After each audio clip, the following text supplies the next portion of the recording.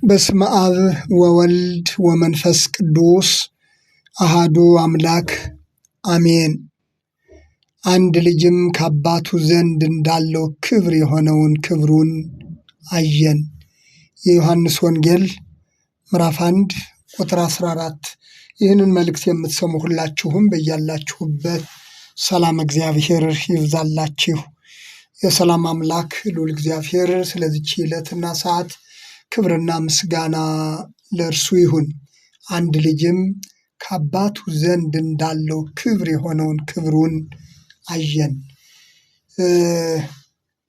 በየዓመቱ ነሐሴ 13 የጌታችን የመድኃኒታችን የኢየሱስ ክርስቶስ መለኮታዊ ክብሩን በታላቁ በረጅሙ ተራራ የገለጠበት ዕለት በየዓመቱ በቤተ ክርስቲያናችን እንደሚታሰብ ይታወቃል።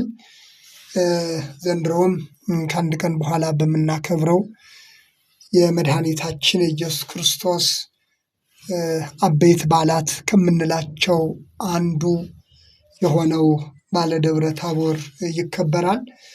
ጥቂት ደቂቃዎችን ስለ ደብረ ታቦር ነው ዛሬ አብረን የምንቆየው። መልእክቱ ለሌሎችም እንዲደርስ ላይክ እና ሼር ማድረግን አትርሱ። ሰብስክራይብ ያላደረጋችሁም ሰብስክራይብ በማድረግ እንድትጀምሩ በአክብሮት አሳስባለሁኝ። እንግዲህ መድኃኒታችን ኢየሱስ ክርስቶስ መለኮታዊ ክብሩን በዚህ በደብረ ታቦር ተራራ ወይም ደግሞ ቅዱሱ ተራራ እየተባለ በሚጠራው ስፍራ ላይ መለኮታዊ ክብሩን በገለጠበት ዕለት የዓይን ምስክር የሆነው ከሐዋርያት አንዱ የሆነው ወንጌላዊ ዮሐንስ በዮሐንስ ወንጌል ምዕራፍ 1 ቁጥር 14 ላይ የገለጸውን ነው ያነበብኩት። ደግሜ ለማስታወስ ያህል ቃሉ እንደዚህ ይላል። ቃልም ሥጋ ሆነ፣ ጸጋንና እውነትንም ተመልቶ በእኛ አደረ። አንድ ልጅም ከአባቱ ዘንድ እንዳለው ክብር የሆነውን ክብሩን አየን ይላል። ክብሩን አየን። መድኃኒታችን ኢየሱስ ክርስቶስ በረጅሙ ተራራ ላይ ብርሃነ መለኮቱን በገለጠበት ጊዜ የዓይን ምስክር የሆነው ወንጌላዊ ዮሐንስ ከጻፈው የተወሰደ ነው። እንግዲህ ወንጌላውያን ስለዚህ ታሪክ ሁሉም እንደዘገቡት ወንጌላዊ ማቴዎስም በማቴዎስ ወንጌል ምዕራፍ 17 ከቁጥር 1 ጀምሮ እንደገለጸው እንደዚሁ ወንጌላዊ ማርቆስ፣ ወንጌላዊ ሉቃስም ዘግበውታል። የማቴዎስ ወንጌል ምዕራፍ 17 ከቁጥር 1 እስከ 6 ያለውን ክፍል አነብና በዛ ዙሪያ አብረን እንቆያለን። ቃሉም እንደዚህ ይላል። ከ6 ቀንም በኋላ ኢየሱስ ጴጥሮስንና ያዕቆብን ወንድሙንም ዮሐንስን ይዞ ወደ ረጅም ተራራ ብቻቸውን አወጣቸው ይላል። ከ6 ቀንም በኋላ ኢየሱስ ጴጥሮስንና ያዕቆብን ወንድሙንም ዮሐንስን ይዞ ወደ ረጅም ተራራ ብቻቸውን አወጣቸው። እንግዲህ ከ6 ቀን በኋላ የተባለው የማቴዎስ ወንጌል ምዕራፍ 16 ቁጥር 13 ላይ ተገልጾ እንደምናገኘው ደቀ መዛሙርቱን ሰዎች የሰውን ልጅ ማን ይሉታል በማለት ጠይቋቸው ነበር። እነርሱም አንዳንዶች ኤልያስ፣ አንዳንዶች ኤርምያስ፣ አንዳንዶች ከነቢያት አንዱ ነው ይሉሃል ባሉት ጊዜ እናንተስ ማን ትሉኛላችሁ በማለት ጠይቋቸው ነበር። በዚህም ጊዜ ነው እንግዲህ ከሐዋርያት አንዱ ሐዋርያው ጴጥሮስ አንተ ክርስቶስ የሕያው እግዚአብሔር ልጅ ነህ በማለት የመለሰለት። ይህንን ሥጋና ደም አልገለጠልህም፣ የሰማዩ አባቴ እንጂ ሥጋና ደም አልገለጥልህም በማለት መልሶላቸው ነበርና ይህ በሆነ ከ6 ቀን በኋላ በማለት ነው እንግዲህ ወንጌላዊ ማቴዎስ እየዘገበልን። ከ6 ቀን በኋላ ወደ ረጅሙ ተራራ ይዟቸው ወጣ። በዛ ላይ ነው እንግዲህ መድኃኒታችን የኢየሱስ ክርስቶስ መለኮታዊ ክብሩ እየተገለጠው ሲቀጥልም በፊታቸው ተለወጠ፣ ፊቱም እንደ ፀሐይ በራ፣ ልብሱም እንደ ብርሃን ነጭ ሆነ ይላል። ፊቱ እንደ ፀሐይ በራ፣ ልብሱም እንደ ብርሃን ነጭ ሆነ። ወንጌላዊ ሉቃስ እንደ በረዶ ነጭ ሆነ ሲል ዘግቧል። እነሆም ሙሴና ኤልያስ ከእርሱ ጋር ሲነጋገሩ ታዩአቸው። ጴጥሮስም መልሶ ኢየሱስን ጌታ ሆይ በዚህ መሆን ለእኛ መልካም ነው። ብትወድስ በዚህ 3 ዳስ አንዱን ላንተ፣ አንዱን ለሙሴ፣ አንዱን ለኤልያስ እንስራ አለ። እርሱም ገና ሲናገር እነሆ ብሩህ ደመና ጋረዳቸው። እነሆም ከደመናው በእርሱ ደስ የሚለኝ የምወደው ልጄ ይህ ነው፣ እርሱን ስሙት የሚል ድምፅ መጣ። ደቀ መዛሙርቱም ሰምተው በፊታቸው ወደቁ፣ እጅግም ፈርተው ነበር።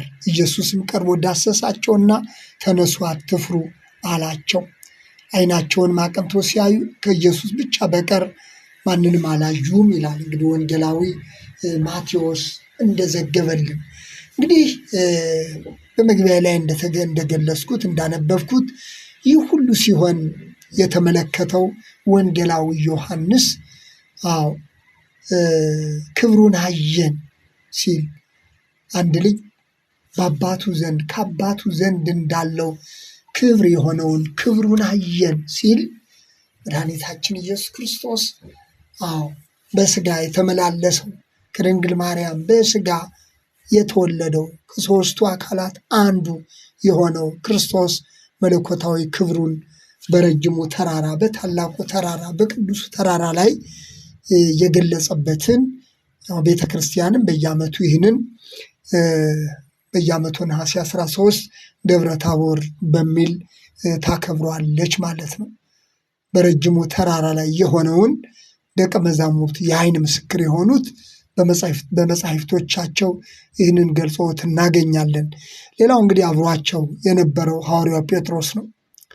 በሁለተኛ ጴጥሮስ መልእክቱ ምዕራፍ 1 ቁጥር 18 እና 19 ላይ እንደገለጸው እኛም ይላል እኛም በቅዱሱ ተራራ ከእርሱ ጋር ሳለን ይህን ድምፅ ከሰማይ ሲወርድ ሰማን ይላል። በቅዱሱ ተራራ ከእርሱ ጋር ሳለን ይህን ድምፅ ከሰማይ ሲወጣ ሰማን ይላል። ይህ ድምፅ የተባለው በእርሱ ደስ የሚለኝ የምወደው ልጄ ይህ ነው የሚለው ነው። እግዚአብሔር አብ ስለ ልጁ ስለ ኢየሱስ ክርስቶስ የመሰከረለት የምስክርነት ቃል ሐዋርያው ጳውሎስ በዕብራውያን መልእክቱ ምዕራፍ 2 ላይ የክብሩ መንጸባረቅና የባህሪው ምሳሌ በማለት የገለጸው ማለት ነው። ከእርሱ ጋር ሳለን ይህን ሰማን። የእርሱን ክብር ያዩ ይህንን ድምፅ የሰሙት ደቀ መዛሙርት ሁለቱ ደቀ መዛሙርት ሐዋርያው ዮሐንስም ሐዋርያው ጴጥሮስም የመሰከሩለት የመድኃኒታችን የኢየሱስ ክርስቶስ ክብር የተገለጠበት ነው። ዘመኑን ሁሉ ከአምላኩ ከእግዚአብሔር ጋር የኖረ አምላኩ እግዚአብሔርን ያገለገለ ክብርህን አሳየኝ እያለ የእግዚአብሔርን ክብር ለማየት ይናፍቅ የነበረው ሙሴም በዚህ ተራራ ላይ ከኤልያስ ጋር እንደተገኘ ሲነበብ ሰምተናል። አባቶች የሕያዋን አምላክ ነውና እርሱ እነዚህ የቀደሙት ኤልያስም ሆነ ሙሴ በረጅሙ ተራራ ላይ በቅዱሱ ተራራ ላይ ከክርስቶስ ጋር መታየት መገለጣቸው እርሱ ለዘላለም የሕያዋን አምላክ ስለሆነ ቅዱሳን በሞት እንኳ ቢለዩ ሙሴ እንደተቀበረ ኤልያስ እንዳረገ ይታወቃል። ነገር ግን ከእርሱ ጋር ለዘላለም የሚኖሩ ሕያዋን ሁልጊዜም መኖሪያቸው እርሱ መሆኑን ለማሳየት የሕያዋን አምላክ መሆኑን ለማሳየት ነው ሲሉ ይተርካሉ። ስለዚህ ክብርህን አሳየኝ እያለ ይናፍቅ የነበረው ሙሴ የእግዚአብሔር ክብር በረጅሙ ተራራ በልጁ በኢየሱስ ክርስቶስ በኩል ሲገለጥ ካዩት አንዱ ሊቀ ነቢያት ሙሴ ነው። ዳዊት ክብርህን ሳይጠግባለሁ እንዳለው ይህ ክብር ዛሬም የእርሱ ለሆኑት የነፍሳችን እርካታዋ የእርሱ ክብር ነውና ክብሩን በሕይወታችን እንድናይ እግዚአብሔር ይርዳን። ስለዚህ በረጅሙ ተራራ በደብረ ታቦር የእግዚአብሔር ክብር በተገለጠ ጊዜ ያዩት ደቀ መዛሙርት በመጻሕፍቶቻቸው የዘገቡትን ነው ያነሳሁት። እንግዲህ ይህንን ክብር ማየት የሚቻሉ ወገኖቼ ዛሬም የእርሱ ክብር በሕይወታችን ይገለጥ ዘንድ በሥጋ የተገለጠው ክርስቶስ እርሱ ክብሩን ለሰው ልጆች ሁሉ ይገልጥ ዘንድ በሥጋ ማርያም የተገለጠው እርሱ ዛሬም የሁላችን ክብር እንደሆነ ልናስተውል ይገባል። ክብሩን ለማየት ደግሞ ሁልጊዜም ከእርሱ ጋር መሆን ይገባናል። መድኃኒታችን ኢየሱስ ክርስቶስ በተወለደ ጊዜ የሉቃስ ወንጌል ምዕራፍ 2 ቁጥር 9ና 10 ላይ እንደተገለጸው በተወለደ ጊዜ የጌታ ክብር በዙሪያቸው የበራላቸው መንጋቸውን ይዘው በሜዳ ያደሩ በክርስቶስ አጠገብ የነበሩት እረኞች ነበሩ። እርሱ የሚያድርበትን እርሱ የሚወለድበትን ስፍራ የነፈጉት በከተማው የነበሩ ሰዎች አይደሉም። የእርሱን ክብር ያዩት ክብሩን ያዩት ክርስቶስ ሲወለድ አጠገቡ የተገኙት ነበሩ። እነዚህ ሰዎች ሲወለድ የክርስቶስን ክብር አዩ። የጌታም ክብር በዙሪያቸው አበራ ይላል። ይህ ክብር ዛሬም በሕይወታችን ይበራ ዘንድ የአምላካችን የእግዚአብሔር ቅዱስ ፈቃድ ይሁንልን። የእርሱ ክብር በሕይወታችን ይበራ ዘንድ ወገኖች፣ እርሱን ትተን በራሳችን ክብር በቆምን ቁጥር ከእርሱ ክብር ይልቅ ለራሳችን ክብር ብቻ የምንጠነቀቅ ሲሆን ክብሩን ሳናይ እናልፋለን። በብሉይ ኪዳን ክብሩን ለማየት የናፈቁት በአዲስ ኪዳንም አጠገቡ የነበሩት ይህንን የተገለጠውን ክብር ማየት ችለዋል። ያዩት መስክረውለታል። እርሱን ያዩት እርሱ ክብራቸው ሞገሳቸው መሆኑን መስክረውለታል። አባ ጊዮርጊስ ዘጋስጫ በመጽሐፈ ሰዓታት ላይ እንደገለጸው ሞገስነ ወክብርነ ቀርነ መድኃኒትነ ውእቱ ኢየሱስ ክርስቶስ፣ ሞገሳችን ክብራችን የመድኃኒታችን ቀንድ ይህ ኢየሱስ ክርስቶስ ነው ሲል መስክሯል። ምክንያቱም እነዚህ ቅዱሳን አባቶች ክብራቸውን በሕይወታቸው አይተውታል፣ በመንፈስ አይተውታል፣ በእምነት አይተውታል። ሐዋርያው ቅዱስ ጳውሎስ የክብሩ መንጸባረቅና የባህሪው ምሳሌ አለ።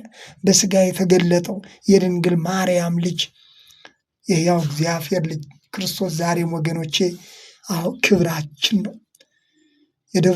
በደብረ ታቦር የተገለጠውን መለኮታዊ ክብሩን የገለጠውን የክርስቶስን ነገር ባሰብን ቁጥር ይህ ክብር በእኛ ሕይወት ውስጥ ይገለጥ ዘንድ በእምነት ሆነን ይህንን ክብር ልክ ሙሴ ክብርህን አሳየኝ እንዳለው ሐዋርያው ልበ አምላክ ዳዊት ክብርህን ሳይ እጠግባለሁ እንዳለው ዛሬም እኔና እናንተ የነፍሳችን የመንፈሳዊ ሕይወታችን የሁለንተናችን ክብር መሆኑን ልናምንና ልናስተውል ክብሩን ለማየትም ልንናፍቅ ይገባል። ሰዎች እንደ ፍላጎታቸው እንደ ጥያቄያቸው ይሆንላቸዋል። ወገኖቼ የሚፈልጉት ክብሩን ማየት ችለዋል። ዛሬም እኔና እናንተ ይህንን በዓል በየዓመቱ ስናስብ እንደ ክርስቲያን ሁልጊዜም ነገረ ክርስቶስን ስናስብ በሥጋ የተገለጠው እርሱ ክብራችን መሆኑን አውቀን ልክ እንደ አባ ጊዮርጊስ ዘጋስጫ እርሱ ሞገሳችን፣ እርሱ ክብራችን፣ እርሱ የመድኃኒታችን ቀንድ መሆኑን አምነን ዛሬም እንደ ሙሴ በሕይወቴ ክብርህ ይገለጥ ብለን ክብርህን ማየት እናፍቃለሁ ብለን የእርሱን ክብር ለማየት ልንጓጓ ይገባል። ብዙዎቻችን ለክብራችን ያለንን ያህል ጥንቃቄ የእርሱ ክብር በሕይወታችን ይገለጥ ዘንድ የእርሱን ክብር በመንፈስ በእምነት ማየት እንድንችል ጉጉቱና ፍላጎቱ ያንሰናል። ወገኖቼ የኔ ከምንለው ክብር ይልቅ የእርሱ ክብር ይበልጣል። ስለዚህ ባለደብረ ታቦርን ባሰብን ቁጥር ከቀደሙት ነቢያት ጀምሮ የእግዚአብሔርን ክብር ለማየት ይናፍቁ ከነበሩት ጀምሮ በአዲስ ኪዳን በሥጋ በተገለጠው በክርስቶስ አጠገብ የነበሩት ቅዱሳን ሐዋርያት ክብሩን እንዳዩ ዛሬም የቤተ ክርስቲያን ትልቁ ነገር የክርስትና ሕይወት ትልቁ ምስጢር ክብሩን ማየት እንደሆነ ይህንን ክብር ለማየት ደግሞ መጓጓትና መናፈቅ እንደሚገባን ደግሞም ዕለት ዕለት በሕይወታችን ሁሉ ከእርሱ ጋር መኖር እንደሚገባ አጠገቡ የተገኙት ናቸው ክብሩን ያዩት ወገኖች። ዛሬም በእምነት ካጠገቡ ስንሆን ዕለት ዕለት ከእርሱ ጋር የእርሱን ክብር ለማየት ናፍቆቱ ሲኖረን በሚያልፍ በራሳችን ክብር ሳንታጠር የእርሱ ክብር እንደሚበልጥ አውቀን ተረድተን ክብርህን አሳየኝ ብለን በናፈቅን ቁጥር ክብሩን ማየት እንችላለን። ስለዚህ ወንጌላዊ ዮሐንስ የዓይን ምስክር የሆነው ዮሐንስ ይህንን የእግዚአብሔር አብ የክብሩ መንጸባረቅና ምሳሌ የሆነውን አንድ ልጅ ከአባቱ ዘንድ እንዳለው ክብር የሆነውን ክብሩን አየናል። ይህንን ክብር እንድናይ ይህንን ክብር በሕይወታችን እንድንናፍቀው ዕለት ዕለት በዚህ ክብር ውስጥ እንድንኖር አምላካችን እግዚአብሔር ሁላችንንም ይርዳን። እንኳን ለ2013 ማለት ደብረ ታቦር አደረሳችሁ አደረሰን።